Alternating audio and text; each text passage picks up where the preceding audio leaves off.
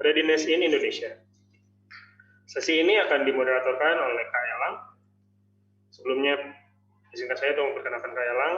Kak Elang sendiri merupakan alumni dari Universitas Indonesia yang sedang menjadi Research Assistant at Indonesia Center for Environmental Law. Kepada Kak Elang, dipersilakan.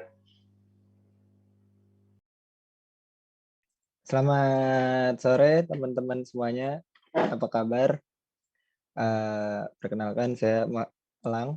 Hari ini akan memfasilitasi teman-teman untuk mengadakan diskusi yang sangat penting dan menarik hari ini.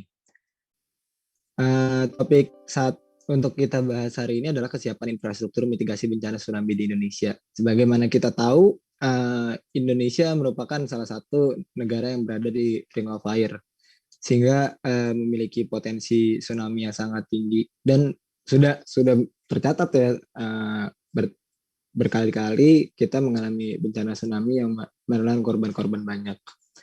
Nah, terkait hal tersebut tentu sangat menarik untuk kita membahas kebijakan apa sih yang sebenarnya berlaku saat ini mengenai mitigasi tsunami di Indonesia, implementasi kebijakan yang berlaku mengenai bencana tsunami di Indonesia, dan usaha apa sih yang dilakukan untuk mengatasi permasalahan terkait infrastruktur tsunami di Indonesia. Harapannya tentu ke depannya akan terjadi peningkatan dalam aspek kebijakan untuk mengurangi, mungkin tidak bisa dicegah ya tsunami, tapi bagaimana kita dapat memitigasi tsunami dengan jauh lebih baik daripada hari ini. Oke, untuk hal tersebut, hari ini kita udah kedatangan tamu yang sangat istimewa kepada Dr. M. Ilyas, ST, MSc. Beliau ini berkuliah di Fakultas Science and Engineering, Ehime University Center for Marine Environmental Studies, dan postdoctoral Fakultas Science and Engineering, Ehime University Global Center of Excellence 2012 di Ehime, Jepang. Saat ini beliau menjadi pembina tingkat 1/4B di FKB PPT, dan tentunya sudah luar biasa ini pengalamannya di berbagai konferensi maupun jabatan strukturalnya. Tak usah berlama-lama lagi, mungkin saya persilakan saja ke Dr. Muhammad Ilyas untuk memberikan materinya di sore hari ini. Maaf sebentar dulu ya, saya masih ini komputernya ada masalah nih Mas, jadi sorry. Ya. Iya, sebentar ya, saya buka dulu tadi. Tadi bisa ditampilkan nggak sama Mas Siti ya? Saya kirim ke Mas Stepan ya.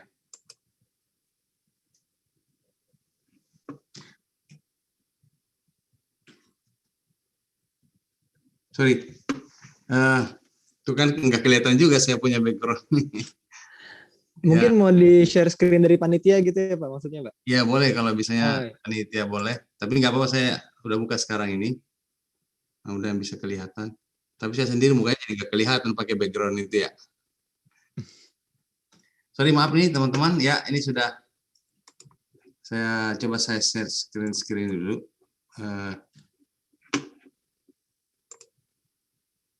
Sudah kelihatan ya? Udah ya? Udah keluar. Udah ya? Keluar, Pak. Terima kasih. Ya. Terima kasih. Assalamualaikum warahmatullahi wabarakatuh. Selamat sore. Salam sejahtera untuk kita semua. Terima kasih teman-teman dari Teknik Kelautan, Himpunan Mahasiswa Teknik Kelautan ITB yang telah mengundang kami dalam rangka untuk men-sharing apa yang BPT telah kerjakan dalam rangka meningkatkan mitigasi bencana, terutama di bidang teknologi Indonesia Tsunami Early Warning System. Hari ini saya hanya ingin men-sharing kira-kira apa yang kami telah lakukan dengan judul Penguatan dan Pengembangan Teknologi INATEWES BPPT mendukung program INATEWES Nasional tahun 2020-2024. Jadi saya ingin memberikan gambaran sedikit bahwa di dalam INATIUS ini adalah Indonesian Tsunami Early Warning System secara nasional, itu di bawah tanggung jawab BMKG, ini bisa dilihat di sini. Kemudian BPPT bersama-sama dengan BMKG, bersama-sama dengan Pusat Vulkanologi, kemudian bersama-sama dengan Badan Informasi Geospasial, ini menjadi komponen struktur di dalam memperkuat sistem peringatan dini bencana gempa dan tsunami. Jadi pada ujungnya adalah output BPPT adalah menyampaikan data kepada BMKG di dalam rangka untuk memberikan decision yang cepat kepada BMKG dan juga decision yang tepat, jadi cepat dan tepat, memberikan rekomendasi peringatan ya secara cepat dan tepat kepada masyarakat agar tidak terjadi banyak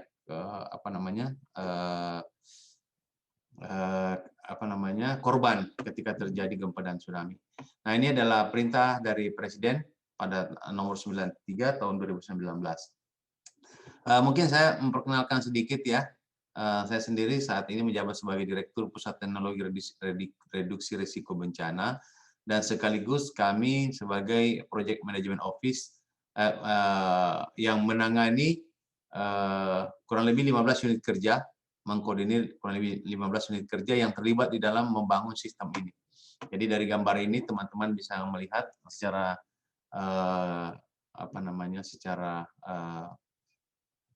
umum bahwa di dalam sistem dalam Indonesian Tsunami Early Warning System yang dibangun oleh BPPT ini, itu kita terdiri dari komponen yang ini. Jadi ada berbasis buoy tsunami, ada yang berbasis cable based, kemudian ada yang berbasis teknologi akustik tomografi, yang kemudian semua data ini masuk ke dalam sistem read down station, yang dimana di read down station itu RDS ini atau sekarang disebut dengan INATOC. INATOC itu Indonesian Tsunami Observation Center, itu ada di Jakarta di Tamrin.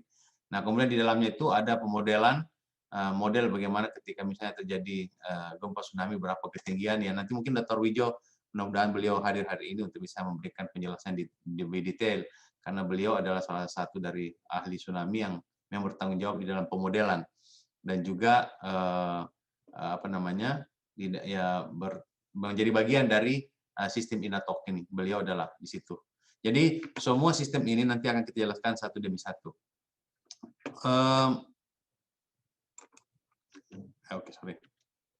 Nah, saya kira ini sedikit gambaran aja bahwa kenapa sangat penting kita membangun teknologi early warning system di Indonesia ini, karena saya kira teman-teman mungkin sudah paham semua. Ini saya coba mengutip dari apa yang dilakukan oleh teman-teman di BMKG oleh Ibu Nur Aini.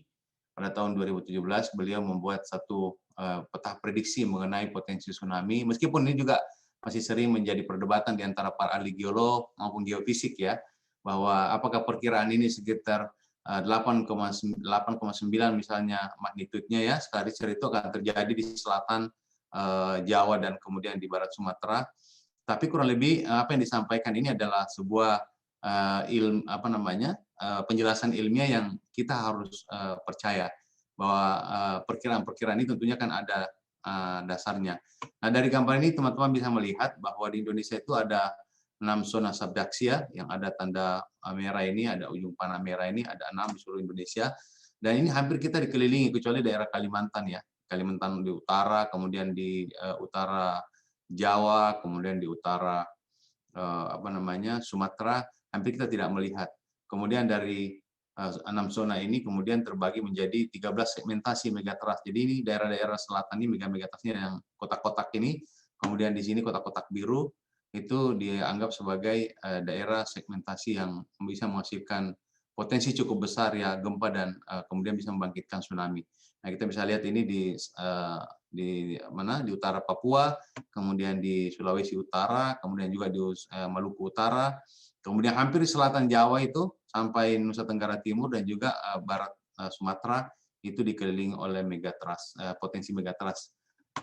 Kemudian ya yang garis-garis merah ini adalah segmen sesar aktif ya, yang kemarin kita mendengar ini di daerah Mamuju, betapa banyak korban karena ada satu sesar yang kemudian bergerak, yang memang sampai saat ini susah kita memprediksi apakah sesar ini yang lagi diam, kapan bergerak. Nah ini saya kira menjadi tantangan untuk kita ke depannya lebih memitigasi bagaimana teknologi-teknologi dan kajian-kajian kita lebih banyak kepada mitigasi dan memastikan kira-kira kapan terjadinya gempa. Ini masih menjadi question mark yang saya kira bukan hanya di Indonesia tapi mungkin di seluruh dunia. Sekarang ini tantangan buat teman-teman mahasiswa yang tertarik mungkin kegempaan, misalnya memperdalam mengenai kegempaan itu untuk bisa menargetkan bagaimana bisa memprediksi gempa dan tsunami.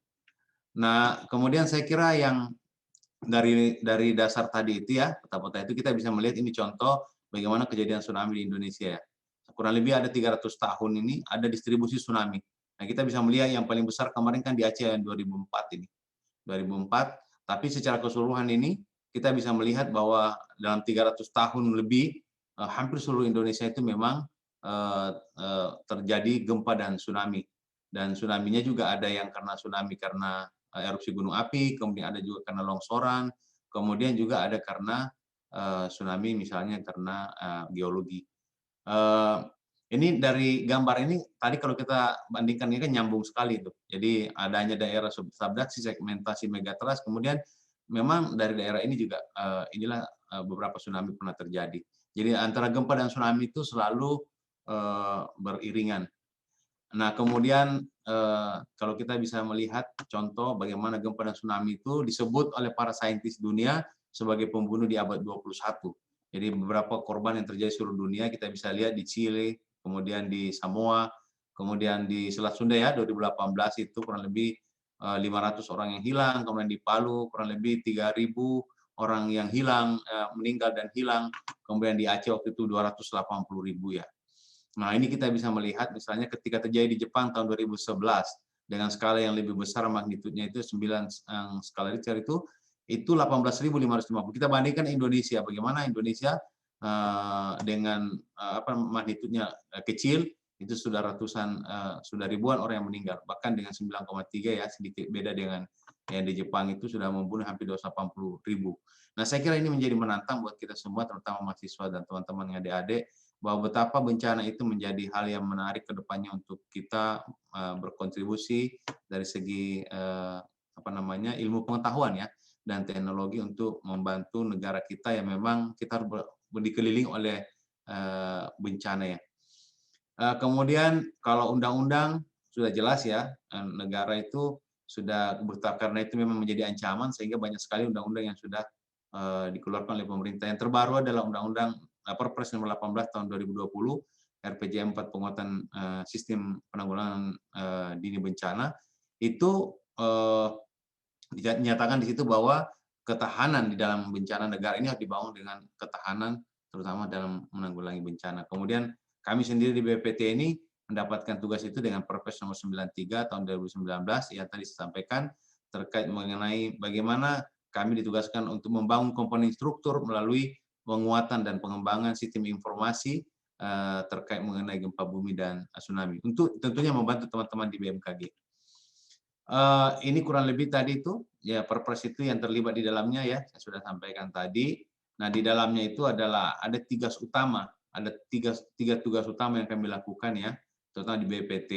Tapi masing-masing kita punya tugas yang berbeda. Kalau BMKG itu lebih bertanggung jawab di dalam melakukan early pengumuman ya kepada masyarakat itu, tapi mereka juga membangun fasilitas dengan memperbanyak seismograf. Jadi dengan memperbanyak seismograf setiap tahun itu juga salah satu untuk mempercepat informasi. Namun BMKG ketika terjadi misalnya longsoran bawah laut, mereka tidak bisa memprediksi dengan modelnya karena belum ada data yang bisa indikator untuk bisa menyampaikan informasi itu ke BMKG. Sehingga itulah BPPT diminta untuk melakukan membangun satu sistem teknologi observasi untuk salah satunya menyampaikan mendeteksi ketika terjadi longsoran bawah laut yang bisa menghasilkan tsunami. Kemudian Badan Informasi Geospasial yang dengan tight gate-nya di seluruh pesisir Indonesia yaitu yang menyampaikan data kepada BMKG untuk menyatakan bahwa gempa yang tadi ada tsunami apa tidak ada tsunami. Jadi verifikasi. Tapi ini kan sudah di pinggir pantai ya. Istilahnya tsunami-nya telah sampai baru kemudian memverifikasi apa yang dilakukan oleh teman-teman di BMKG. BMKG lebih banyak fokus kepada dengan adanya data seismograf, yaitu ketika terjadi gempa, magnitudonya itu kemudian itu yang diambil menjadi masukan sebagai informasi untuk modelingnya, kemudian memperkirakan ada tsunami atau tidaknya. Sehingga tetap memerlukan validasi dan verifikasi untuk memutuskan lebih cepat bahwa ada tsunami atau tidak. Begitu juga dengan Pusat Vulkanologi dan Mitigasi Bencana Geologi, begitu juga bertanggung jawab untuk hal vulkanik bawah laut ya. Kemudian termasuk tadi longsoran bawah laut, mereka bertanggung jawab terhadap aktivitas gunung api bawah laut yang kemudian bisa membangkitkan tsunami. Nah, inilah kurang lebih tugas yang kami sama-sama semua ini yang disebut dengan komponen struktur di dalam pengembangan INA-TWS. Ini adalah kami BPPT dengan tugas seperti ini. Di dalam membangun ini tentunya BPPT menggunakan ekosistem inovasi teknologi INA-TWS dengan konsep pentahelix. Jadi teman-teman itu welcome untuk itu, karena memang ada akademisi di sini. Jadi untuk membangun sistem ini bukan kerjaan BPPT sendiri. Akan lebih bagus kalau kita membangunnya dengan sistem pentahelix, di mana di situ industri. Jadi kita membangun teknologinya juga itu nanti larinya ke industri, karena kita mau teknologi itu bukan hanya untuk kepentingan Indonesia, tapi paling tidak Indonesia bisa memproduksi teknologi itu misalnya dengan melalui industri dan kemudian menjualnya ke luar negeri untuk menjadi barang yang bisa diekspor. Itu bisa menghasilkan tenaga kerja. Kemudian government tentunya ya, government adalah kami. Kemudian media ini juga penting karena di dalam melakukan sistem penanggulangan bencana di Indonesia itu bukan hanya komponen struktur yang harus kuat ya. Kalau kata Bu Harpunti, Dr. Harpunti, mungkin komponen culture ini harus betul-betul juga kuat. Oleh karena itu peran media yang sangat penting. Begitu juga dengan masyarakat dan NGO. Saya kira itu konsep yang dalam pengembangan ekosistem inovasi teknologi INA-TWS di BPPT ini. Nah, kemudian saya kira yang tadi ya, saya bisa mungkin menggambarkan ulang lagi bahwa kurang lebih seperti inilah konsep struktur end-to-end sistem INA-TWS. Jadi tetap BMKG itu adalah penanggung jawab di sini sebagai penanggung jawab untuk kegiatan ini. Kemudian kami hanya memberikan data dari BPPT maupun dari BIG untuk melengkapi atau sistem peringatan dini tsunami yang secara nasional. Yang lainnya itu adalah komponen kultur. Jadi struktur dan kultur ya, yang strukturnya ada di atas, ini di atas. Kemudian di bawah ini adalah komponen kultur yang terlibat dalam sistem penanggulangan bencana ini. Sistem INA-TWS ini. Nah, inilah teknologi yang kami bangun. Ya, BPPT ini saat ini sedang memasang di selatan Jawa. Kerjanya seperti inilah teman-teman, saya hanya memberikan gambaran. Kemudian yang sekarang kita kembangkan adalah teknologi INA-CBT berbasis kabel yang mungkin tahun ini akan kita gelar di 2 lokasi, yaitu di Rokaten dan Labuan Bajo. Kemudian di 2 lokasi sudah kita bangun ya, tapi ternyata belum optimal. Jadi memang membangun teknologi ini tidak gampang karena Jepang sendiri itu membutuhkan 30 tahun riset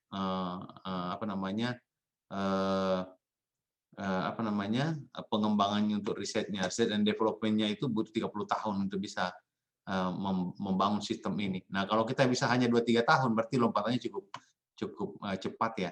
Memang perlu kerja keras. Ini teknologi Bu ini sebagai informasi bahwa ini hanya Amerika yang membuat saat ini, juga mungkin Spanyol yang membuat, tapi belum terlalu populer.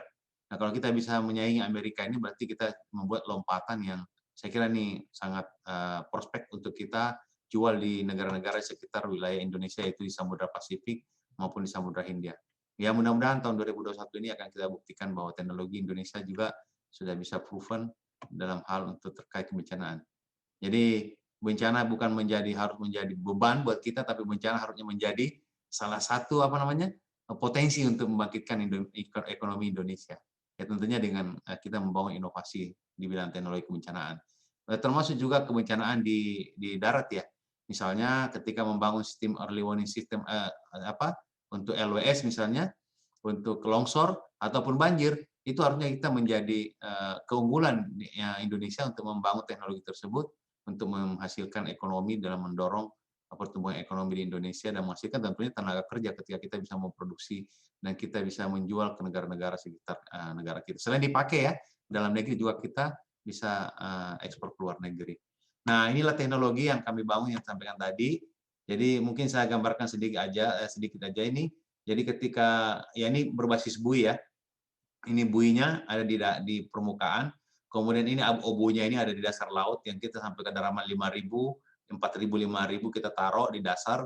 Kemudian teknologi akustik mengirim ketika ada sensor di sini namanya sensor pressure.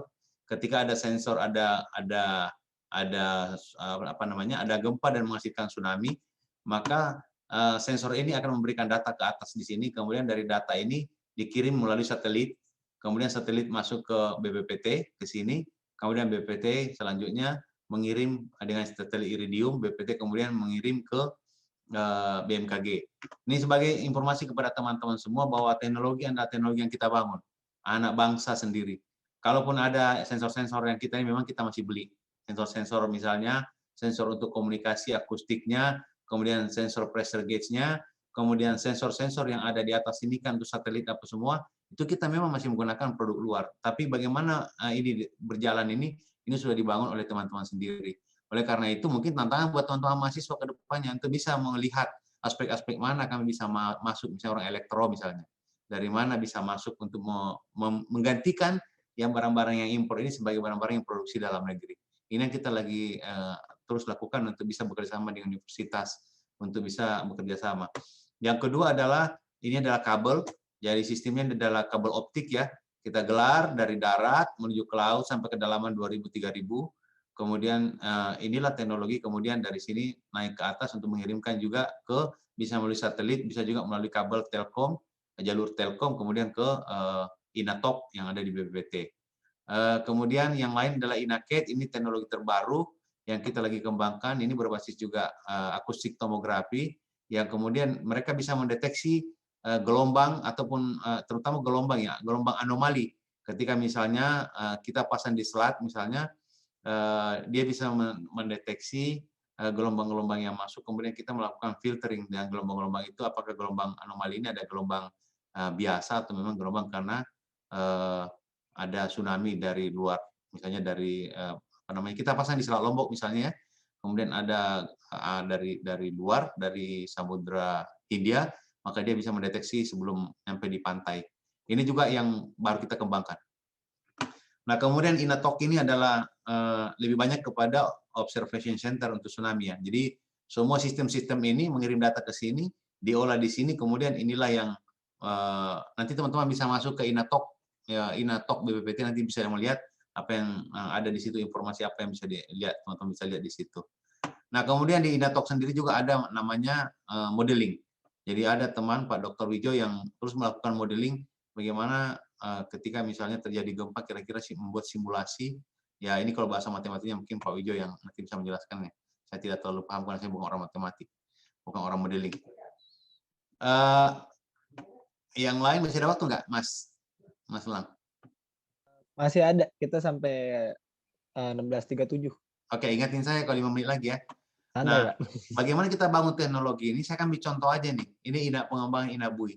Jadi di BPPT itu ini kami di sini nih. Jadi untuk project manajemennya itu yang menghubungkan antar lembaga, antar universitas, kemudian perizinan dengan Pemda, kemudian sarana workshop. Ini tanggung jawab kami dengan pusat teknologi industri maritim ya. Kemudian kami sebut dengan project management koordinatornya. Tapi di dalamnya ini, dari mulai desain, pengujian, dan peningkatan TKDN-nya. TKDN itu adalah ada kegiatan inovasi. Untuk menggantikan tadi itu misalnya, ini bui kita masih beli dari luar. Ini talinya kita beli dari luar. Mungkin kedepannya kita harus mandiri. Ini termasuk, ini adalah glass peer-nya, masih dari luar ini semua ini. Sensor-sensornya. Nah ini ada proses untuk kita usahakan untuk menggantikan sampai menjadi 100% adalah produk dalam negeri. Nah ini kemudian dibangun dengan konsorsium BPPT itu ada 15 kurang lebih, ini kurang lebih 1, 2, 3, 4, 5, 6, 7, 8, 9, 11 unit kerja dan 11 divisi yang punya kemampuan yang berbeda-beda, punya fasilitas teknologi yang berbeda, fasilitas uji yang berbeda-beda untuk membangun sistem ini.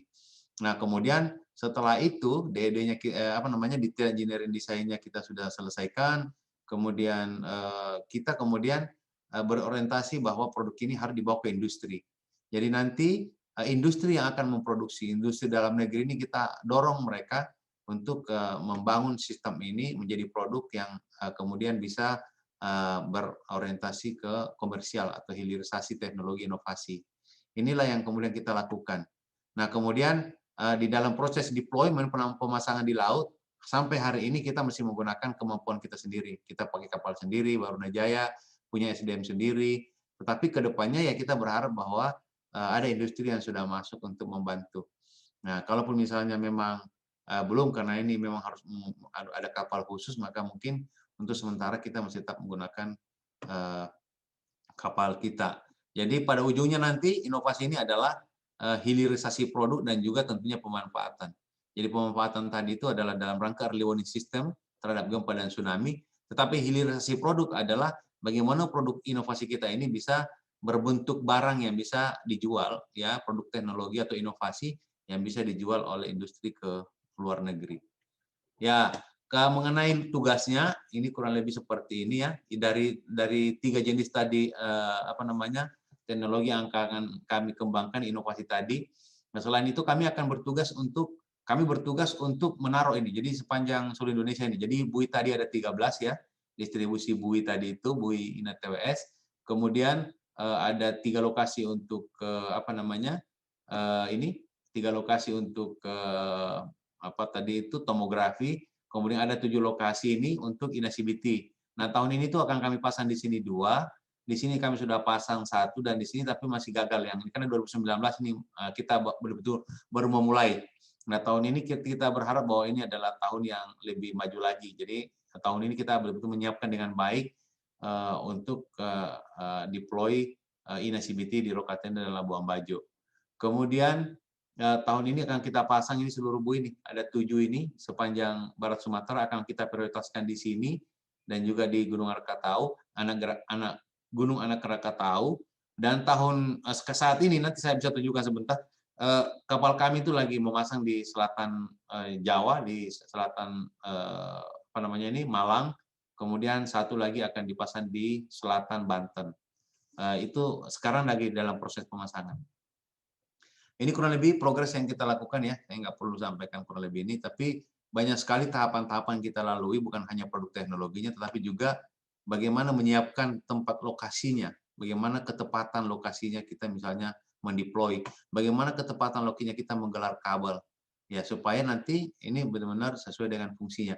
Begitu juga lokasi, bagaimana ketepatan lokasi kita menempatkan yang namanya INA tomografi. Nah, kurang lebih pekerjaan-pekerjaan ini yang teman-teman lakukan ini adalah kapal Barunajaya yang kemudian teman-teman di lapangan ini, saya ingat ya, waktu saya baru masuk di sini tuh pekerjaan-pekerjaan begini itu dilakukan oleh pihak luar negeri semua. Tapi sekarang itu tidak ada lagi. Orang luar negeri malah sekarang itu datang ke sini naruh barang-barang minta tolong sama kita. Jadi betul-betul saya bisa merasakan membedakan sekarang itu bagaimana proses transformasi teknologi itu ya, orang luar itu kemudian kita ambil alih. Tapi memang memang butuh waktu, tapi we have to do, atau kita akan selalu menjadi penonton ya. Nah, itulah fungsi kami di BPPT. Kurang lebih ini hanya contoh saja. Ini produksi INA-buoy kita sudah diproduksi di PT PAL. Tahun 2019 kita tidak produksi di PT PAL. Itu masih produksi skala rumah tangga lah istilahnya. Nah, tahun 2020 ini sudah produksi industri cukup besar ya. PT PAL kan teman-teman sudah tahu sendiri kan. Nah, ini adalah bagian-bagian teknologi yang teman-teman kita bangun sendiri, kita desain sendiri. Kemudian contoh sebelum kita deploy itu kita melakukan tes. Tes ini adalah namanya dry test, tes kering, dan tes basah.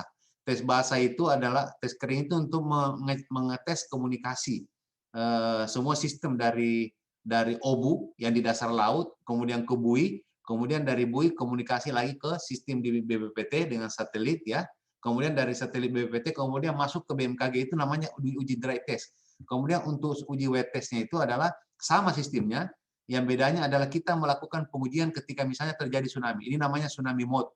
Jadi ketika normal mode seperti ini saja, tapi ketika ada perubahan misalnya hanya 3 cm, maka itu akan memberikan data tsunami mode ke sistem kita, memberitahu bahwa terjadi tsunami. Ini contoh ini prosedur-prosedur yang kita lakukan di dalam membangun inovasi ini.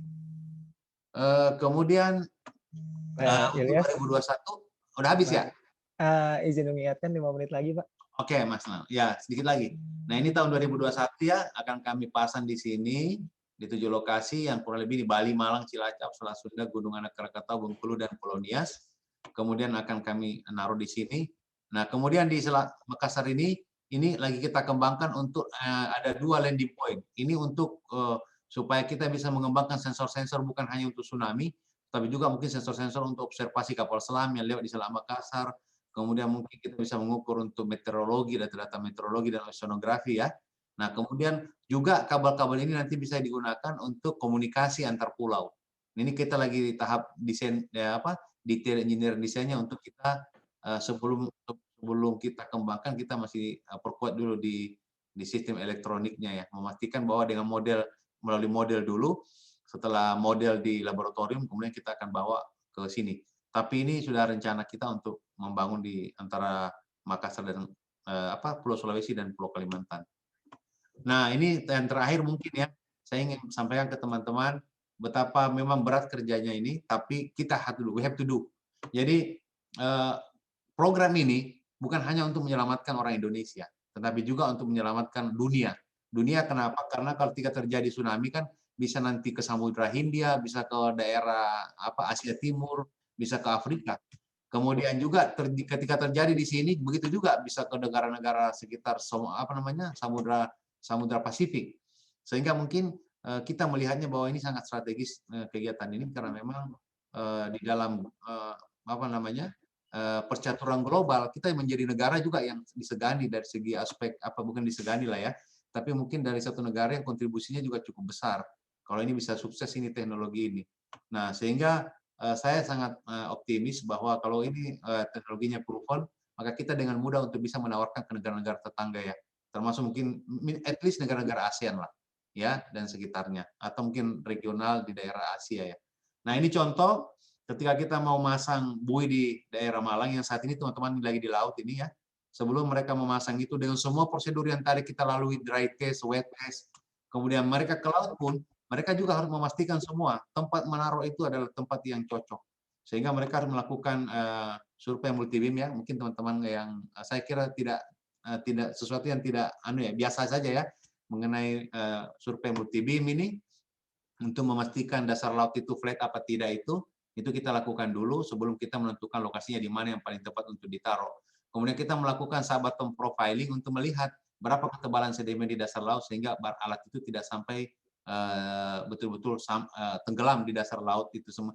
Kemudian kita melakukan inventarisir apakah ini jenis sedimennya itu apakah pasir atau lempung atau lumpur. Ini kita juga lakukan untuk memastikan semua berjalan baru kita menaruh alat itu. Jadi itu kurang lebih gambaran yang saya ingin sampaikan ke teman-teman bahwa memang ini teknologi adalah teknologi cukup tidak semua negara lah. Jadi ketika ini bisa proven ya tentunya welcome lah untuk teman-teman semua untuk ikut bergabung nanti.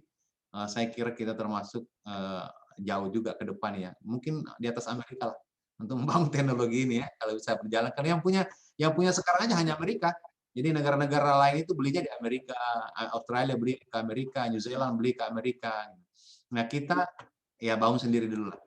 Ya melalui BPT, melalui teman-teman yang lain dari industri dan juga mungkin universitas.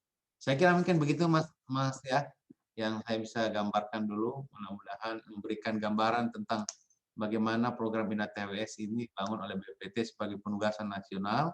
Dan kita sangat berharap bahwa dari teman-teman universitas bisa berkontribusi bersama-sama untuk membuat teknologi ini proven, teknologi ini punya keunggulan di bidang teknologi dan bisa masuk ke industri untuk bisa diekspor lah sebagai produk dalam negeri. Ya mungkin negara lain tidak membuatnya selain Amerika, mungkin negara-negara maju di Eropa. Saya kira demikian yang saya sampaikan. Terima kasih atas perhatiannya. Mohon maaf jika ada hal-hal yang kurang berkenan. Oke, terima kasih untuk Pak Ilyas. Kita tepuk tangan dulu teman-teman. Wah, kalau di Zoom tepuk tangannya agak susah Pak kelihatannya sayangnya Pak. Iya. Nah, untuk teman-teman, setelah ini kita ada sesi tanya jawab Pak, dan kawan-kawan yang mau bertanya dipersilakan untuk langsung isi aja itu di kolom chat sampai jam 16.57. Nah, sekedar catatan ke belakang mungkin ya, itu ini jadi tantangan yang besar dan potensi yang besar ya. Dalam 300 tahun hampir seluruh kawasan Indonesia pernah mengalami tsunami dan sayangnya jumlah yang meninggal juga sangat tinggi dan kita juga masih menemukan tantangan untuk memprediksi gempa. Gempa itu sulit sekali dideteksi. Apalagi termasuk juga bagaimana memprediksi tsunami bawah laut ya Pak ya. Nah, eh, belakangan sudah ada berbagai inovasi di penanganan bagaimana kemampuan kita mendeteksi tsunami sudah ditempatkan di berbagai wilayah di Indonesia dan targetnya nanti bahkan kalau bisa itu TKDN-nya 100% mungkin Pak Ilyas ya. Kalau bisa TKDN 100%, TKDN-nya 100% kita ekspor. Nah, karena sebagaimana kita disebut Pak Ilyas tadi, kan ini bagian dari menjalankan fungsi pentahelix ya Pak ya. Bagaimana kita melibatkan akademisi, termasuk kawan-kawan ITB semua dalam penanganan bencana kita, tentu dengan pertanyaan-pertanyaan yang bagus ini mungkin terpercik ide banyak nih dari untuk kedepannya kita mengembangkan sistem deteksi tsunami kita. Mungkin di sini, wah udah banyak sekali Pak pertanyaannya Pak Ilyas kebetulan. Saya mungkin izin baca yang dari pertama ya. Mungkin pertama ini Pak, bagaimana upaya pemerintah dalam menjaga keberadaan buaya laut? Karena kemarin mungkin ada sempat ada Iya, isu buayanya hilang Pak. iya, iya. Bagus, bagus. Bagus, pertanyaannya bagus ya.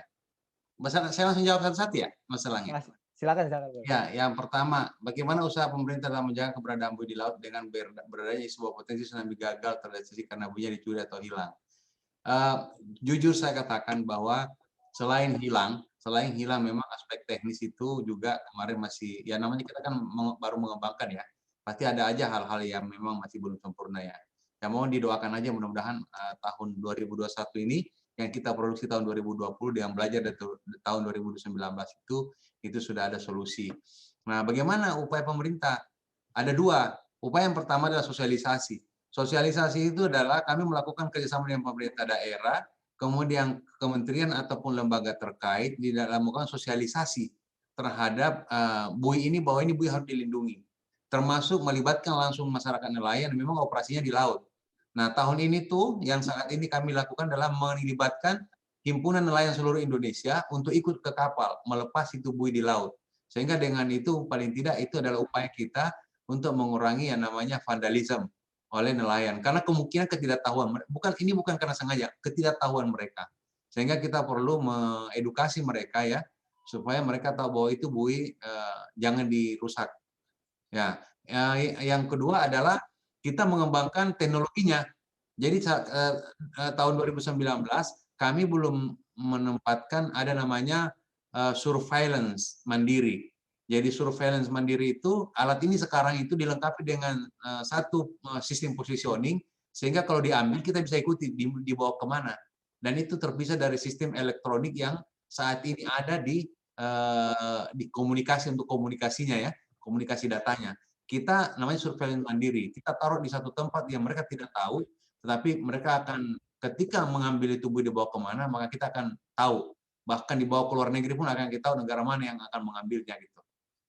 Nah, itu yang kita upayakan, kita lakukan sekarang ini. Jadi ada dua, aspek kultur tadi, kemudian aspek teknologi. Aspek teknologi tadi itu ya kita kembangkan prototipe yang bisa memang melakukan surveillance mandiri. Kemudian yang kedua adalah sosialisasi kepada masyarakat ya, untuk bisa menjaga. Kemudian ya tolong bantuan teman-teman juga untuk mensosialisasikan itu. Kemudian apa ini? Yang saya ketahui biaya maintenance buoy cukup mahal dengan risiko kerusakan yang tinggi. apakah di Indonesia ada inovasi lain untuk menggantikan buoy tersebut? Salah satunya kita melakukan pengembangan yang namanya berbasis kabel ya. Nah, salah satu basis kabel itu saat ini adalah disebut dengan INACBT, Indonesian Cable Based Tsunameter. Jadi kita menggelar kabel, tapi memang cukup mahal. Ya, nah, kalau buoy itu hitungannya kecil lah dibandingkan kabel. Kabel itu cukup mahal, investasi yang besar. Tetapi ketika kita menaruh itu di laut, maka kemungkinan sangat kecil untuk misalnya dicuri. Tetapi masih ada potensi rusak karena misalnya jangkar oleh nelayan di pesisir. Itu ada juga resikonya ke situ ya. Karena nelayan menaruh jangkar kemudian akhirnya putus. Itu berbasis kabel optik ya. Nah, kemudian kalau kita lihat berguru dari Jepang itu membangun sistem itu memang yang disebut dengan DONET ya, DONET dan SNET ya.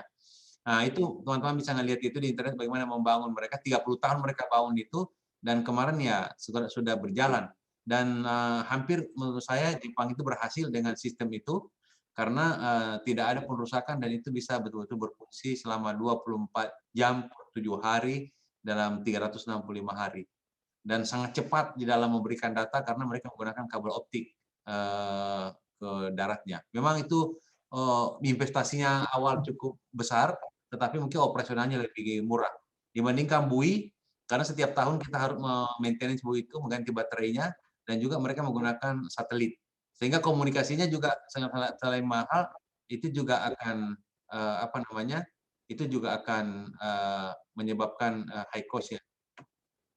Saya kira itu. Yang lain kok tutup ya? Kok tutup? Iya. Oke, saya kira itu ya. Inovasi lainnya kita tetap bikin Mas. Kita harus mencari memang inovasi yang murah kan, yang murah tapi secara fungsional itu bisa dikerjakan.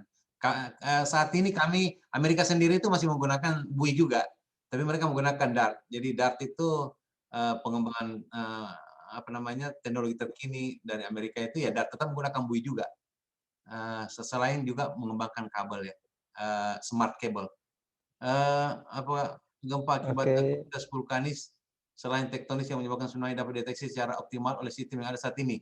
Nah, ini menarik pertanyaannya. Yang saya tadi kasih contoh itu adalah, saya boleh sharing nggak tadi lagi ulang ya? Bisa di-sharing nggak Mas? Yang tadi di Rokatenda. Jadi Rokatenda itu dan salah satunya itu ya di Nusa Tenggara Timur dan kemudian salah satunya di Selat Sunda itu adalah dalam rangka mendeteksi kemungkinan terjadi tsunami bukan karena tektonik, tapi karena longsor bawah laut. Nah, itu ada teknologi yang kita sebut dengan cable based tsunameter, tapi dengan single landing point. Saya kasih contoh ya. Tadi gambarnya ada nggak? Bisa di ini dulu Mas. Tadi ada ya, tapi nanti kalau memang ini bisa saya tunjukin lagi. Tapi itu ada, jawabannya ada. Akibat aktivitas vulkanis ya.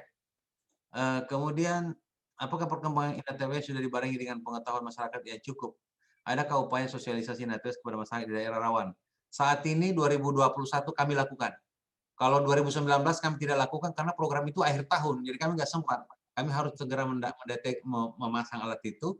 Dan tahun ini kita sudah mulai melakukan itu karena kita merasa tidak mau kehilangan alat itu karena ketidaktahuan masyarakat. Jadi kita lakukan itu. Sosialisasi. Jadi saat ini misalnya untuk menaruh buoy di selatan Jawa kita sudah melakukan koordinasi langsung dengan sistem Bobinar itu dengan masyarakat yang ada di sekitar selatan Jawa. Kemudian sebelum-sebelumnya kita melakukan TTG, namanya TTG itu namanya teknologi tepat guna. Jadi kita memberikan bantuan kepada masyarakat dengan teknologi tepat guna, tetapi juga pada saat itu kita lakukan sosialisasi dengan mereka terkait rencana untuk pemasangan buoy dan INACBT kita di wilayahnya masing-masing. Yang lain, saya kira itu ya, ada tetap kita lakukan betul di daerah yang rawan itu. Sudah kita lakukan, Mas. Yang selain itu kita tetap minta bantuan dari KL yang memang dibawa bertanggung jawab secara kultur ya, secara kultur itu. Kemudian bagaimana pengaruh implementasi INATWS memberikan bagaimana pengaruh implementasi INATWS terhadap mitigasi tsunami Indonesia, apakah sudah cukup efektif? Apa ini pengaruh implementasi INATWS terhadap mitigasi tsunami Indonesia? Apakah sudah efektif? Saya kira yang sudah dibangun sekarang dengan BMKG itu sudah berjalan dengan baik ya. Meskipun masih ada kekurangan-kekurangan, ya itulah misalnya kita mengembangkan lagi teknologi-teknologi baru dalam rangka melengkapi yang teman-teman di BMKG sudah lakukan. Nanti mungkin Pak Wijo tolong bisa menambahkan penjelasan saya, Pak Wijo. Kemudian Isintanya berapa lama, lifetime buoy-nya bisa memberikan berapa lama waktu peringatan dini tentang potensi tsunami yang terdeteksi. Kalau teknologi kita itu begini, ketika misalnya normal mode ya buoy kita itu, maka dia akan mengirim data itu hanya 1 jam 1 kali. Ya, tapi ketika terjadi ada tsunami, maka dia akan mengirim data secara continuous 1 menit itu kalau tidak salah. Jadi ketika tsunami mode, maka dia akan mengirim data itu frekuensinya sangat kencang itu, sangat cepat itu. Jadi memang kita sudah ada apa namanya, nanti mungkin Pak Wiji bisa menjelaskan. Tetapi apakah apa tadi Mas tadi itu bagaimana kesiapan mitigasi tsunami selain dari aspek yang tadi apa pertanyaan tadi? Lifetime-nya, Pak. Iya, yang sebelumnya ini, yang di atas itu Mas. Ya, yang di atasnya ya. Ya, jadi apa tadi? Ya, apa ini Mas? Apakah perkembangan INATW sudah dibarengi dengan pengetahuan masyarakat yang cukup? Adakah upaya sosialisasi INATW kepada masyarakat daerah rawan? Ya, ini yang tadi sebelumnya. Oh, sudah ya. Terus bagaimana kesiapan mitigasi tsunami Indonesia ya, INATW selain dari aspek teknologi di perairannya? Atau Bu, gimana maksudnya? Bagaimana kesiapan mitigasi tsunami Indonesia selain dari aspek teknologi? Nah, itu yang tadi disampaikan sama Dr. Harkunti ya, dari teman-teman, dan mungkin dosen teman-teman juga ya dari TB, bahwa aspek culture dan aspek apa namanya struktur ya. Jadi struktur dan kultur. Struktur dan kultur itu strukturnya boleh kuat, tapi kulturnya kalau tidak kuat gagal juga, tidak gunanya juga struktur itu. Jadi memang harus seimbang antara pembangunan teknologi observasi tsunami itu dengan juga kultur, bagaimana masyarakat di apa namanya diedukasi tentang teknologi itu. Nah, kemudian bagaimana masyarakat diedukasi terhadap ketika terjadi gempa misalnya tidak perlu harus menunggu peringatan dari Pemda dulu untuk ini. Ketika terjadi misalnya gempa yang sudah cukup besar, saya kira masyarakat sudah harus dengan segera, dengan sigap untuk mencari wilayah-wilayah yang jauh dari laut misalnya dan daerah ketinggian. Itu memang perlu diedukasi secara bersama ya. Jadi percuma juga kita membangun aspek teknologi itu kuat misalnya dengan buoy, tapi masyarakatnya juga tidak paham bagaimana bisa misalnya upaya-upaya untuk menyelamatkan diri. Makanya sekarang itu kan BNPB sebagai salah satu KL yang bertanggung jawab di komponen kultur tadi itu selalu mengadakan tsunami drill misalnya. Di masing-masing wilayah itu menurut saya itu wajib itu setiap saya kira ini teman-teman mahasiswa juga bisa menjadi apa namanya ya, menjadi apa inisiator untuk mungkin rutin bekerja sama dengan BNPB membuat proposal untuk rajin melakukan apa namanya itu tsunami drill misalnya. Kalau mungkin jarang dilakukan oleh Pemda, harus ada nih teman-teman mahasiswa ini itu mendorong Pemda untuk melakukan itu, karena ya hanya dengan paham untuk menyelamatkan diri itu yang bisa mengurangi korban. Kalau teknologi mungkin ya bisa terlambat juga datanya informasi, kan macam-macam ya faktornya ya. Secanggih apapun. Saya kira itu penjelasan saya. Oke, kita punya 7 menit lagi nih teman-teman. Barangkali ada yang ada Pak, boleh ditambahin ya? Pak, ada Pak Wijo, ada Dr. Wijo Kongko. Beliau mungkin Pak juga bisa menjelaskan, menambahkan berapa menit gitu ya. Ada 7 menit lagi, Pak. Pak Wijo Kongko. Pak Wijo bisa menambahkan, Pak Wijo? Oh, ini ada senior saya juga, Pak Erwandi nih. Pak Wijo. Apa Pak Wijo keluar ya?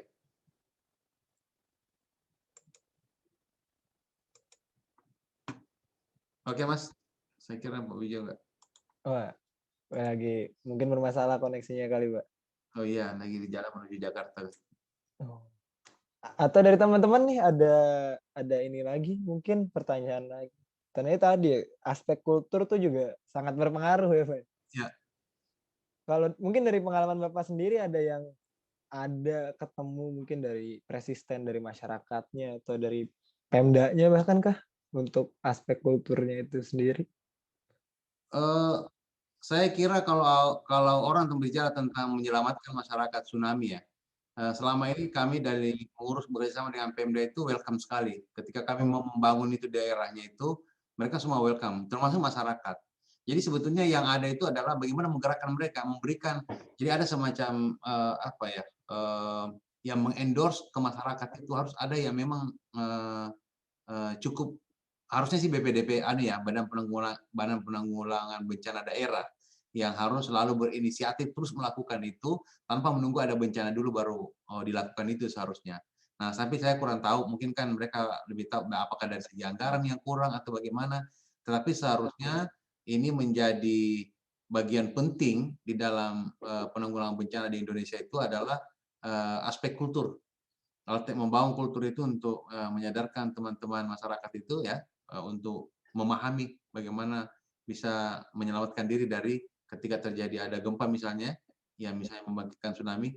Karena kalau gempa, jangankan ada tsunami, gempa dulu aja udah bisa korban banyak.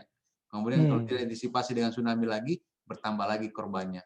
Jadi memang sekali-sekali terjadi yang namanya gempa sama tsunami, tapi langsung masif anunya dampaknya itu. Itu yang menurut saya saatnya sekarang itu memang Badan Penanggulangan Bencana Daerah ya, bekerja sama mungkin dengan pemerintah-pemerintah daerah itu memang harus selalu melakukan tsunami drill. Kalau perlu wajib 1 tahun mungkin 2 kali kayak atau 3 kali atau mungkin 4 kali. Iya, itu Mas. Ada pertanyaan lagi mungkin dari kawan-kawan. Ada 4 menit lagi nih. Agak sayang juga kan kalau seandainya ada kesempatan tanya jawab. Mungkin ada yang dipendam nih ya oleh kawan-kawan nih pertanyaannya. Sorry maaf Mas Elang, tadi katanya Pak Wijo belum diizinkan masuk, mohon dikasih akses untuk masuk Pak Wijo. Oh ya, untuk teman-teman panitia mungkin itu ada partisipan 1 ya. Pak Wijo belum di admit ya Pak ya? Iya, iya. Tadi mungkin keluar tuh masuk.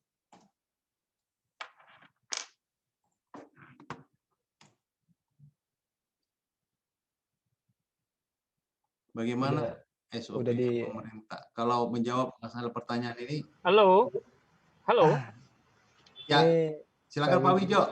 Iya, aduh maaf ini lagi OTW jadi nggak bisa pakai video ya.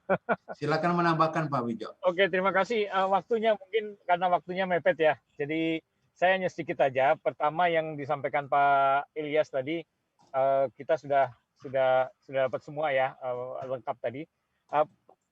Saya dari ancamannya mungkin. Pertama kita ancaman tsunami dari katakanlah megatrust itu ya nyata gitu, bukan angan-angan ya. Kita 2004 sudah dapat megatrust, Jepang 2011 dan kita waktunya pendek, golden time. Golden time itu secara mudah bisa dihitung dari bagaimana masyarakat mendapatkan frekuensi ada gempa bumi dan tsunami, baik lewat early warning system atau yang dirasakan, kemudian sampai waktu tsunami datang kan, dan itu tidak lama. Di Indonesia mungkin ada yang hanya 5 menit, bahkan kurang seperti di Palu, di Mentawai, kemudian bisa sampai 20 menit, ada di tempat lain mungkin ada yang agak panjang, tetapi secara umum pendek sekali gitu. Jadi kita nggak punya waktu cepat waktu yang lama untuk mengevakuasi. Oleh karena itu INA TWS itu dibangun untuk kemudian kalau bisa mempercepat ini kan gitu kan. Dan ini dibangun sama teman-teman dari BPPT dan tentu leading sektornya BMKG.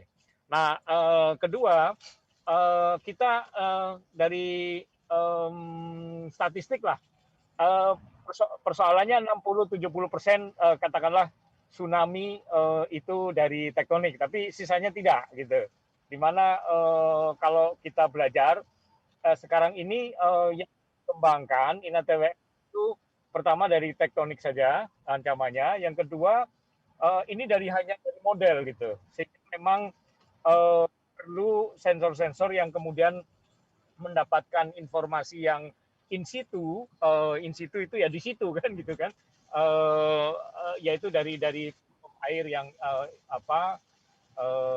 inabui bui yang ada di laut, dan kemudian kita bisa mendapatkan data-data yang lebih akurat gitu. memang ini tidak mudah karena tsunami itu tentu gempa bumi yang tidak bisa diprediksi dan kita tidak tahu lokasinya di mana, sehingga memang ya harus dibangun ini semuanya supaya bisa memberikan informasi yang lebih cepat. Kira-kira demikian. Jadi saya nyaman saja sementara. Mungkin kalau ada pertanyaan yang masih bisa jawab. Kalau misalnya ada pertanyaan ini, kalau enggak saya kembalikan ke ya Mas Elang. Oke, terima kasih Pak Wijo. Pas untuk tanya jawab sebenarnya ini waktunya udah pas pada 16.57, jadi kita perlu ke sesi selanjutnya nih kawan-kawan. Ada pembacaan kajian dari Divisi Kajian Strategis KMKL ITB. Nanti yang menyampaikan adalah Kepala Divisi Kajian Strategisnya, Kak Lexi ya. Mungkin untuk Kak Lexi dipersilakan.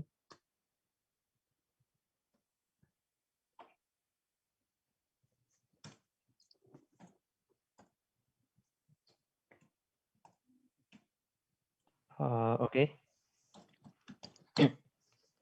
Assalamualaikum warahmatullahi wabarakatuh. Selamat sore. Pertama-tama terima kasih kepada panitia IOE yang telah memfasilitasi kami untuk menyampaikan hasil kajiannya. Baik, untuk kajian yang kami lakukan itu adalah mengenai kesiapan infrastruktur mitigasi bencana tsunami di Indonesia. Oke, kajian ini disusun selama 2 bulan oleh Divisi Kajian Strategis KMKL ITB dan melalui diskusi bersama Ketua Ikatan Ahli Kebencanaan Indonesia, Ibu Harkunti Pertiwi Rahayu, dan Ahli Tsunami Indonesia, Bapak Hamzah Latif. Untuk slide selanjutnya. Yang pertama akan saya jelaskan mengenai pendahuluan dari kajian ini. Yang pertama dari latar belakang.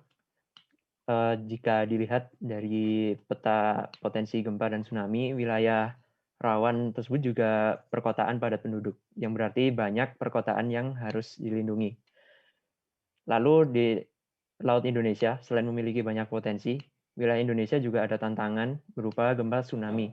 Di sisi lain, Indonesia memiliki populasi terbanyak keempat di dunia, yang artinya banyak manusia yang harus diselamatkan dari tantangan tersebut. Tujuan dari kajian ini ada 2. Yang pertama adalah melakukan evaluasi terhadap infrastruktur mitigasi bencana tsunami di Indonesia. Yang kedua, memberikan rekomendasi terkait permasalahan infrastruktur mitigasi bencana tsunami di Indonesia. Untuk yang pertama, terhadap kajian ini kami melihat regulasi dan standar yang berlaku mengenai infrastruktur mitigasi bencana tsunami di Indonesia. Yang sempat kami tinjau adalah mengenai Peraturan Menteri Pekerjaan Umum dan Perumahan Rakyat Nomor 06 PRT M 2009 tahun 2009 tentang pedoman perencanaan pembangunan infrastruktur di kawasan rawan tsunami.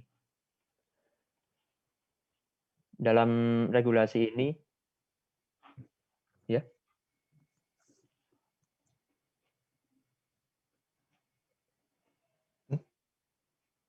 Dalam regulasi ini dibahas mengenai langkah-langkah pembangunan infrastruktur di kawasan rawan tsunami. Kemudian yang kedua ada yang sudah disebutkan Bapak Ilyas tadi mengenai Perpres Republik Indonesia Nomor 93 tahun 2009 mengenai penguatan dan pengembangan sistem informasi gempa bumi dan peringatan dini tsunami, di mana dijelaskan juga pihak-pihak yang terkait mengenai infrastruktur mitigasi sistem peringatan dini tsunami. Kemudian dan standar yang kami tinjau. Yang pertama ada SNI 1727 2020 mengenai beban desain minimum dan kriteria terkait untuk struktur gedung dan struktur lain. Kemudian ada SNI 8841 2020 sistem peringatan dini bencana bagian 2 tsunami. Kemudian yang ketiga ada seri buku pedoman tentang pengurangan risiko bencana tsunami dari yang ditujukan untuk BNPB.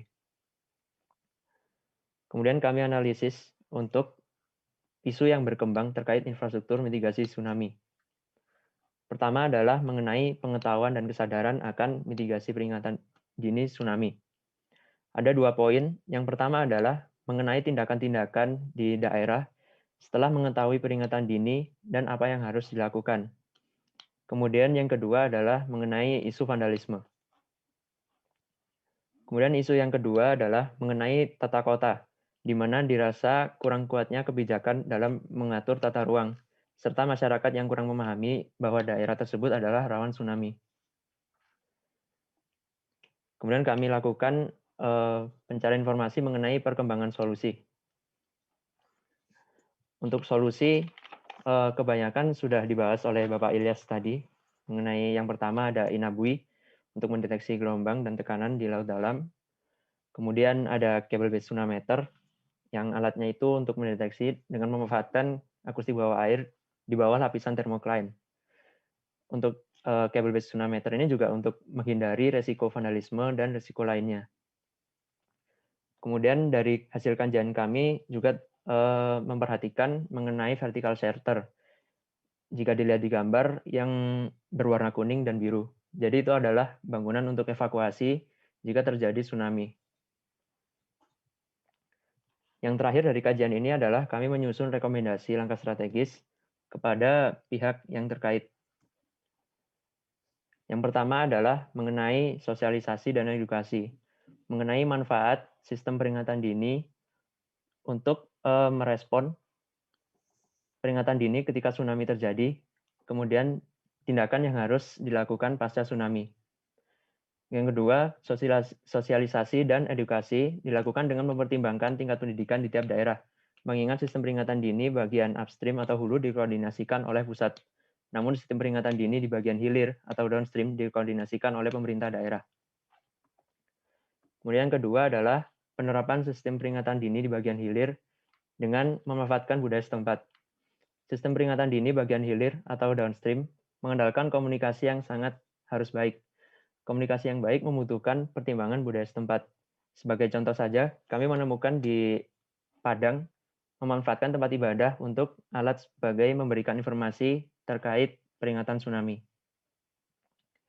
Kemudian yang ketiga adalah perencanaan tata kota yang resilient terhadap tsunami. Seperti diketahui, Indonesia memiliki banyak perkotaan yang berada di kawasan rawan tsunami. Oleh karena itu, perlu dilakukan perencanaan tata ruang perkotaan dengan mempertimbangkan dampak tsunami yang berpotensi terjadi. Sebagai contoh adalah yang di Jepang.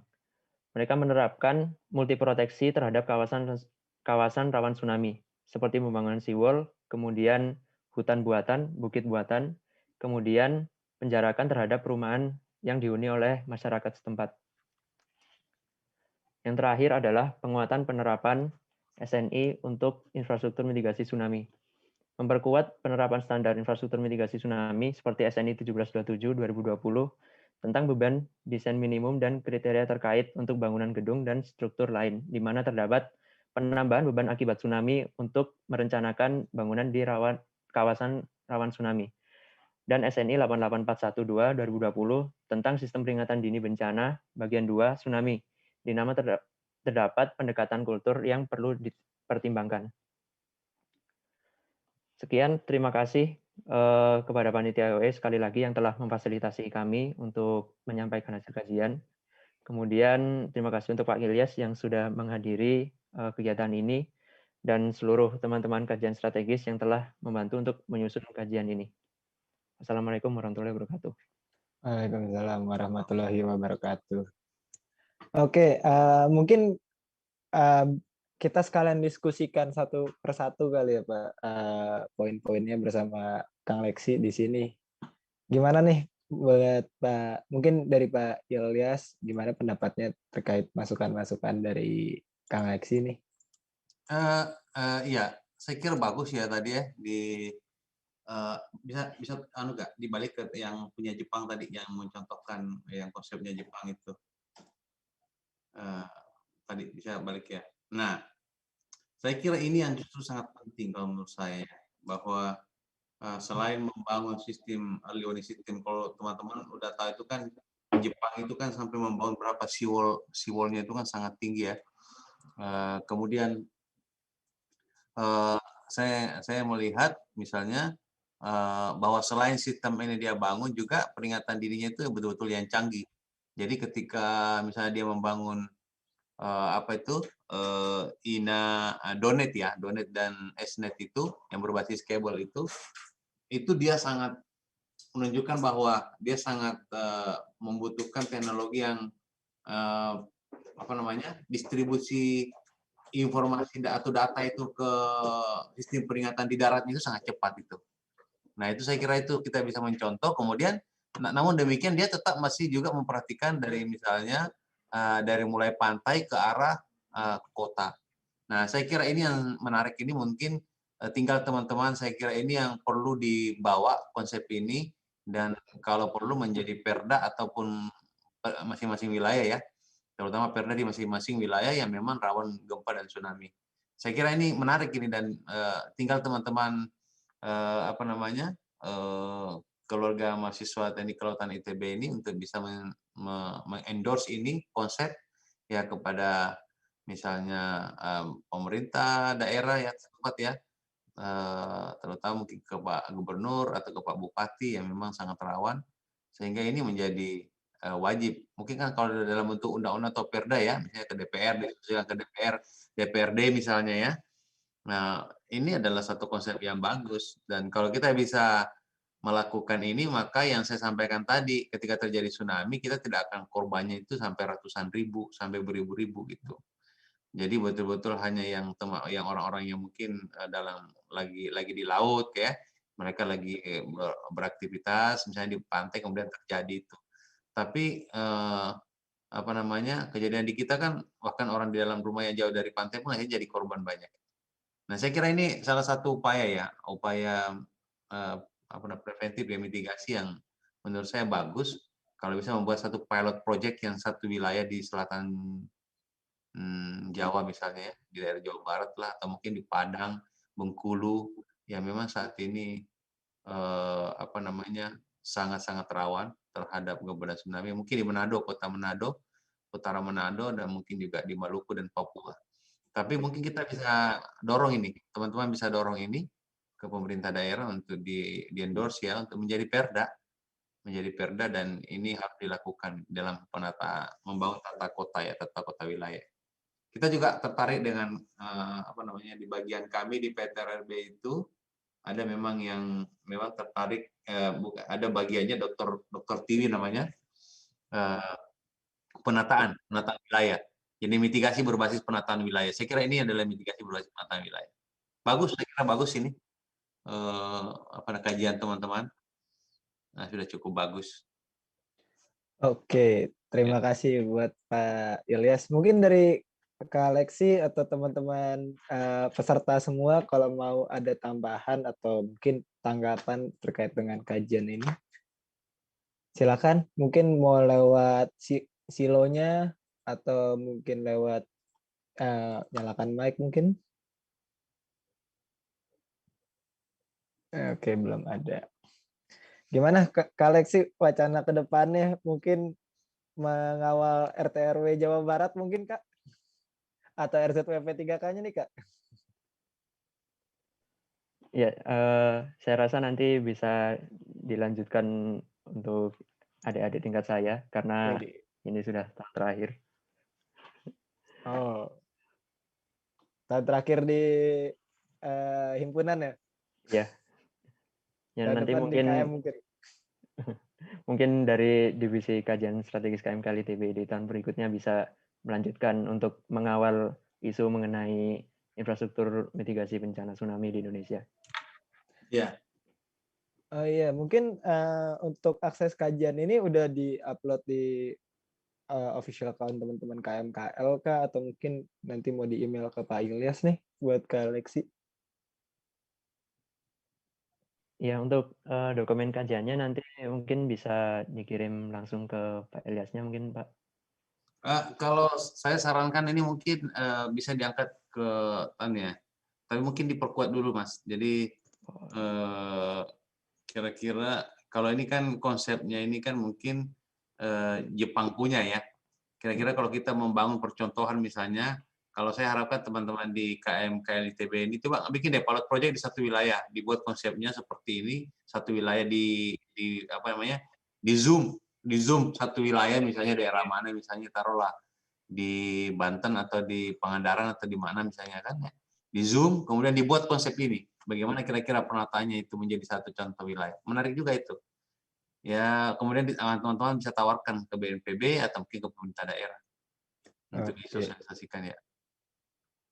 Nih karena mungkin tinggal 1 menit nih ya, mungkin aku ambil sedikit kesimpulan dikit nih ya sebelum kita nanti sesi foto bersama nih. Jadi salah Iya. satu yang mungkin menarik dari Pak Ilyas sama dari Kak Lexi ini adalah bagaimana kita menata ruang darat kita juga ya Pak ya untuk tanggap terhadap bencana. Jangan sampai kita warningnya sudah ada, tapi memang kawasan pesisir rawan ini sedemikian crowded-nya atau tidak adaptif terhadap ancaman-ancaman bencana. Dan mungkin ini ke depannya juga jadi pekerjaan rumah nih buat, mungkin bisa dibilang gitu lah, atau rekomendasi advokasi atau rekomendasi kajian ke depannya buat teman-teman KMKL ITB. Gimana nih untuk misalnya dikaji lebih lanjut terkait dengan penataan ruang ini atau penataan pesisir ini, bisa ke BNPB mungkin sangat welcome ya Pak nanti Pak, atau bahkan nanti diajak untuk ke Pemda misalnya lewat RZWP 3K Pemda Jawa Barat atau misalnya RT RW kota-kota pesisir ditinjau lagi nih. Oke, mungkin ada tambahan sedikit terakhir nih dari Pak Ilyas atau dari Kak Lexi nih. Dari saya kan waktunya sudah cukup ini ya. Saya berharap teman-teman yang dari KMKL ITB, baik yang masih mahasiswa maupun nanti akan lulus ya, untuk melihat bahwa bencana ini menjadi sesuatu yang sangat penting buat negara kita ke depannya. Saya kira sampai kalau kita boleh katakan selama Indonesia ini ada, maka bencana itu akan menjadi teman, akan menjadi bagian dari hidup kita ya. Sehingga kita harus melakukan memberikan perhatian khusus. Saya kira pemerintah sekarang dengan konsep, dengan peraturan pemerintah, kemudian perpres, undang-undang itu menunjukkan bahwa betapa seriusnya kita dalam menghadapi bencana. Sehingga inovasi teknologi untuk membantu pemerintah di dalam mengurangi risiko bencana itu sangat-sangat penting ke depan. Oleh karena itu ya tentunya sebagai masyarakat ilmiah ya, tentunya kita harus banyak berkontribusi untuk terkait hal-hal ini ya. Dan yang teman-teman yang misalnya memang berdiskusi banyak-banyak, silakan datang ke Jakarta ke tempat saya. Saya termasuk di Pusat Teknologi Reduksi Risiko Bencana. Termasuk saya saat ini dengan teman-teman membangun yang namanya Indonesian Networking for Disaster Information. Jadi seluruh website kami integrasikan yang berisi tentang informasi mengenai kebencanaan. Kemudian dari website itu kita akan mencoba untuk mengoverlay ketika melakukan suatu rapid assessment terhadap potensi suatu bencana misalnya satu wilayah, kita menggunakan itu sistem informasi itu, kemudian kita overlay ya seperti GIS lah ya, kita overlay, tapi kita ngambil dari website-website teman-teman. Nanti silakan masuk ke INDI, namanya INDI itu, saya di INDI itu. Nah, itu saya kira kedepannya itu akan menarik kalau itu bisa disempurnakan dan nanti akan banyak orang yang bisa menggunakan. Artinya boleh menggunakan itu untuk kemudian melakukan analisis terhadap kebencanaan ke depannya. Oke, terima kasih untuk Pak Ilyas ya. Jadi ada tantangan-tantangan baru baik untuk buat teman-teman mahasiswa juga nih ya Pak ya. Ya. Terakhir mungkin kita izin foto-foto bareng Pak, boleh Pak? Oke ya, saya udah mau sebetulnya juga. Teman-teman nyalain foto Zoom-nya semua nih boleh kali biar difotoin sama panitia. Ya. Perlu pakai background kah? Perlu nih, kayaknya pakai background dulu, kita siapin. Siapa nih yang mau ngefotoin? Punten? Saya, Pak. Ya, silakan. Diaba-abain lagi aja. Ya. Kepada seluruh peserta dipersilakan untuk on kameranya dan menggunakan virtual background yang telah diberikan. Akan ditunggu sampai 5.17 ya.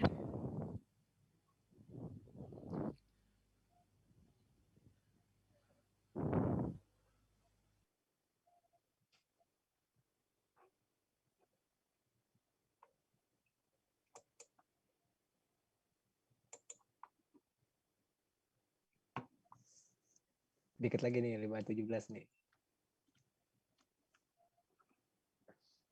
Udah pada on kah? Kalau udah pada on, langsung sikat aja sekarang mungkin, Kak Erika. Atau belum? Ya, baik. Di saya ada 2 layar yang on cam. Untuk layar pertama akan saya foto. Sebentar.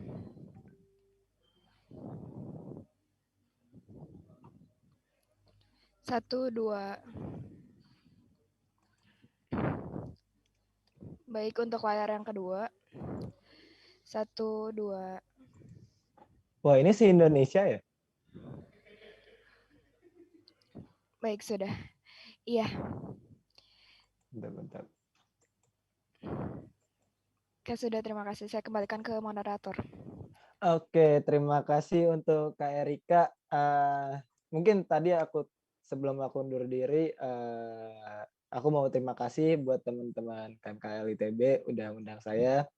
Terima kasih juga untuk Pak Ilyas telah memberikan materi yang sangat luar biasa, Pak, dan tantangan ya, Pak ya, itu buat teman-teman mahasiswa nih, tata ruang dikawal, mungkin untuk main-main juga untuk terlibat dalam penanggulangan bencana ini, baik melalui ikut sama lembaga pemerintahan mungkin, Pak. Ya. Dan atau mungkin mengawal ngasih rekomendasi buat baik lembaga pemerintah pusat maupun daerah. Saya juga terima kasih juga untuk Kak Lexi ini udah memberikan kajian yang luar biasa ya. Tepuk tangan dulu untuk kita semua teman-teman. Kalau tepuk tangan di Zoom gini doang di pojok kiri layar. Dari saya mungkin juga terakhir undur diri. Terima kasih buat teman-teman semua. Semoga kedepannya kita teman-teman engineer semuanya bisa mengembangkan sistem yang jauh lebih baik lagi, jauh lebih aman lagi, jauh lebih terstruktur lagi untuk penanganan bencana di Indonesia. Akhir kata dari saya terima kasih. Assalamualaikum warahmatullahi wabarakatuh. Saya kembalikan ke MC. Baik, terima kasih kepada Pak Muhammad Ilyas dan Kak Lexi yang telah menyampaikan materinya pada sesi ini. Terima kasih juga kepada Kak Elang yang telah memoderatori dan memimpin sesi ini. Sebelum kita lanjutkan acara, bagi para peserta dimohon untuk mengisi link feedback yang ada di kolom chat supaya mendapatkan sertifikat dan kesempatan untuk memenangkan door prize pada hari ini. Tak lupa, kami juga ucapkan terima kasih kepada PT Maju Jaya Sakti Sejahtera, Esri Indonesia, Dwi Wijaya Sentosa Abadi, Alam Mulia, Biro Klasifikasi yang telah memeriahkan dan menyukseskan acara kami pada sore hari ini. Selanjutnya akan ada awarding night bagi para pemenang lomba yang sebelumnya setelah jeda berikut ini.